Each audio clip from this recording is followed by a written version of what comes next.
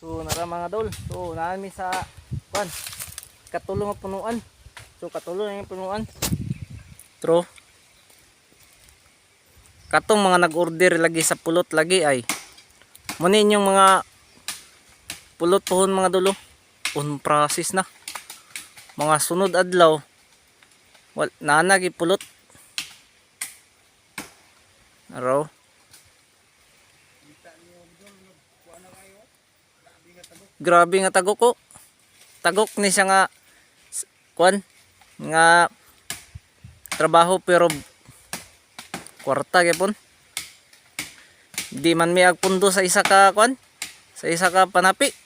Daghan gyud mo panapi dani. Kung asa dapit ang nay pwede nga maka kuan, asa ang kusog sa moa didto mi.